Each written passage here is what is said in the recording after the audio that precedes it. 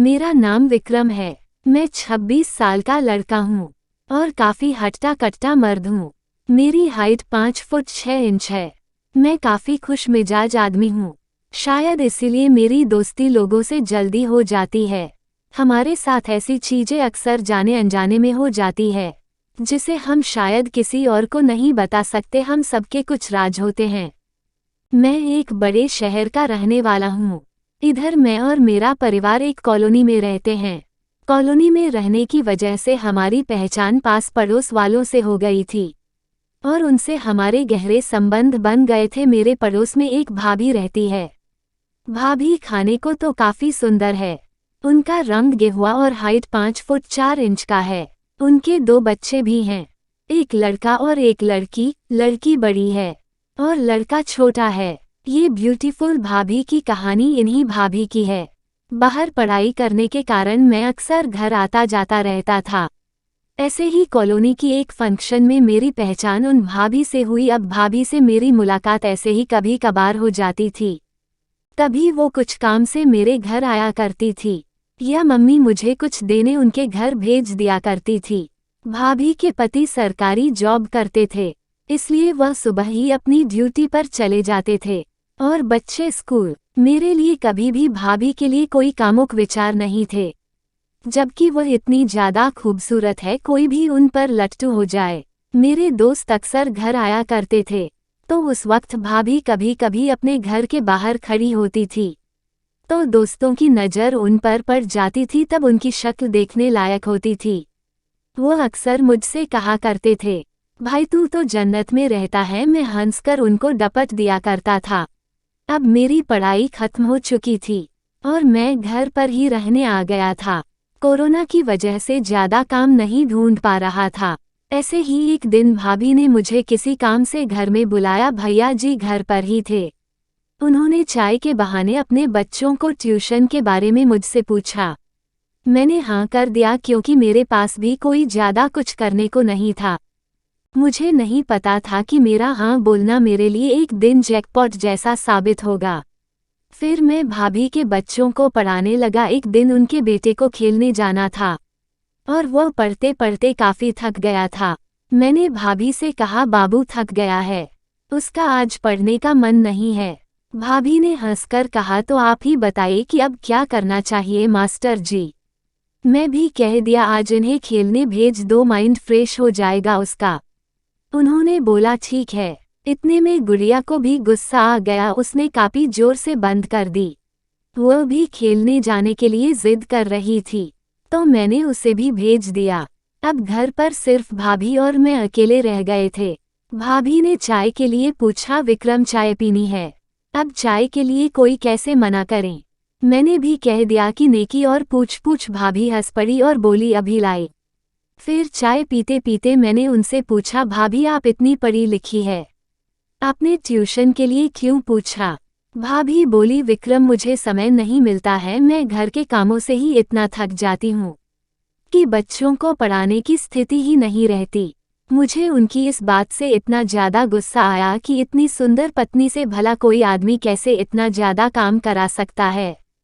कितने छुट्टियाँ है भैया। मैं मन ही मन में बोला। भाभी ने भी उसी समय मजाक मजाक में मुझसे पूछ लिया, विक्रम तुम जब कॉलेज में थे तब कोई जीएफ नहीं थी तुम्हारी।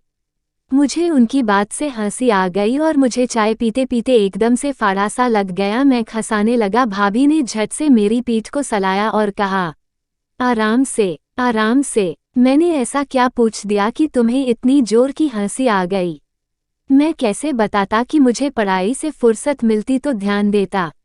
मैंने सामने से कहा, नहीं भाभी, इस सब के लिए कभी समय ही नहीं मिला। वे भी हंस रही थी। यार भाभी की प्यारी लग रही थी। आपको कैसे बताऊं कि वे कैसे हंसती थी। बस ऐसा लगता था कि भाभी की गाल चूम लूं। मैं फिर से कहा, भाभी मुझे लड़कियों से क्या कहूं वही समझ नहीं आता। भाभी ने कहा, तुम्हें कैसी लड़कियां पसंद है। मैंने सोचा कहीं ये मम्मी को तो नहीं बता देगी, तो मैंने कहा, आप मुझे मम्मी से मार दिलवाना चाहती हो ना। भाभी ने कहा, हट पागल, मैं तो यूं ही पूछ रही थी। तुम इतने सीधे हो और अच्छे हो कि तुमसे तो कोई भी लड़की हाँ कह देगी। मैंने भाभी से मजाक में कहा, फिर तो बस आपके जैसी चाय बनाने वाली जी एक मिल जाए तो मेरा तो कल्याण ही हो जाए। मेरी बात सुनकर भाभी शर्मा गई और कहने लगी, हट बदमाश। फिर ऐसे ही काफी देर तक हम दोनों बातें करते रहे और मुझे उनके साथ बात करना अच्छा लगने लगा। मेरा मन तो नहीं था जाने का, पर जाना पड़ा। उस दिन पहली बार ऐसा लगा कि प्यार कैसा होता है। फिर उसी रात भाभी का व्हाट्सएप आया। हाय। तब रात के 10 बजे बज रहे थे, मैं भी लिख दिया, हाय मालिनी भाभी, आप अभी भी तक सोए नहीं? भाभी तुम्हारे भैया की आज नाइट शिफ्ट है ना? मैंने कहा, अच्छा, अकेले में डर तो नहीं लग रहा ना? भाभी बोली, थोड़ा थोड़ा लग रहा है। मैंने कहा, आप डरो मत, कुछ भी हो तो मुझे बुला लेना, मैं जाग रहा हूँ। भाभी ने कहा, ठीक है। मैंने पूछा, बच्चे सो गए? भाभी ने बताया, हाँ सो गए। अब मैं मूवी देखने लगा। फिर अचानक से भाभी का कॉल आया। भाभी घबराई हुई थी। वो कहने लगी, विक्रम क्या तुम अभी थोड़ी देर के लिए आ सकते हो? मैंने कहा, ठीक है भाभी, मैं आ रहा हूँ। फिर मैं चला गया। भाभी ने कहा, मुझे बेचैनी सी लग रही थी, अकेले में डर सा लग रहा था। मैंने कहा, ओके मैं यही हूँ, आप डरिए मत। फिर हम दोनों बातें करने लगे। भाभी ने फिर से चाय के लिए पूछा, मैंने मना नहीं किया। भाभी चाय लेकर आई। तब तक 11 बजे बज चुके थे। हम दूसरे कमरे में आकर बातें करने लगे ताकि बच्चे को डिस्टर्ब ना हो। फिर भाभी ने कहा, विक्रम चाय कैसी है? मैंने कहा, आपसे थोड़ी कम मीठी है। वो मुस्कुरा कर हो ये बात करने लगी। मैंने भी हंसकर दिखा दिया। फिर उन्होंने कहा, तुम जितनी सीधे दिखते हो उतने हो नहीं। मैं कुछ नहीं बोला, बस चाय पीता रहा। तभी मुझे फिर से फंदा सा लग गया।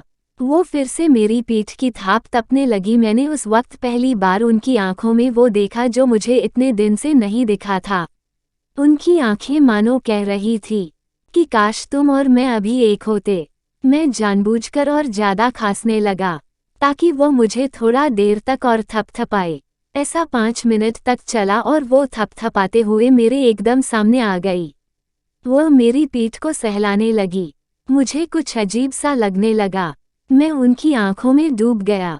फिर अचानक से पीठ थपथपाते हुए उनका दाहिना हाथ मेरी गर्दन पर चला गया। वो उंगलियों से मेरी गर्दन को सलाह रही थी। एक तरफ डर और दूसरी ओर काम उत्तेजना थी। मैं एक साथ दो से जूझ रहा था। अंततः मैं काम को चुना। मैं उनको देखते हुए धीरे से खड़ा हुआ और हाथ पकड़कर किचन की ओर ले गया।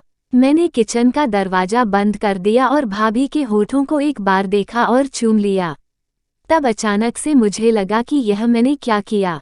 बस फिर क्या था, ब्यूटीफुल भाभी तैयार देख।